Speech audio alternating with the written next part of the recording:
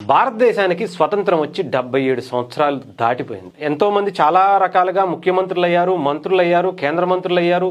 ఎవరూ చేయలేనటువంటి పనులు ఒక్క మంత్రి 77 సంవత్సరాల తర్వాత భారతదేశంలో పంచాయతీరాజ్ శాఖ మంత్రిగా ఆంధ్రప్రదేశ్కి అయినటువంటి వ్యక్తి ఒకే ఒక్కడు పవన్ కళ్యాణ్. ఇది మన ఆంధ్రప్రదేశ్కి దొరికినటువంటి ఒక అద్భుతం.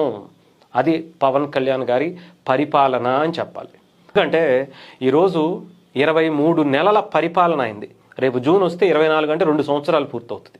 ఈ లోపే అంటే 2 ఏళ్ల పూర్తయ్యే లోపే 23 నెలల్లో 19 నేషనల్ అవార్డు వచ్చాయంటే ఆయన శాఖలకు సంబంధించినటువంటి ఆయన పనితీరుకు గుర్తింపుగా జాతీయ స్థాయిలో ఆయనకి, ఆయన పంచాయతీలకు, ఆయన శాఖకు సంబంధించినటువంటి కార్యక్రమాలకు 19 నేషనల్ అవార్డులు 23 నెలల్లో వచ్చినటువంటి మంత్రి ఈ దేశంలో ఒక్కడున్నాడేమో చూపించండి.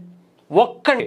ఆయన మంత్రిగా ఉంటేనే ఇలా చేస్తే ఆయన ఇంకా మంచి గొప్ప పొజిషన్లకు వెళ్తే ఆలోచించండి, ఊహించండి ఎంత అద్భుతంగా ఈ దేశం ప్రగతి పదంలో ముందుకు దూసుకు వెళ్తుందో ఆయన తీసుకువెళ్తారనేటువంటి బాట మనకు కనిపిస్తున్నటువంటి పరిస్థితి కనిపిస్తుంది.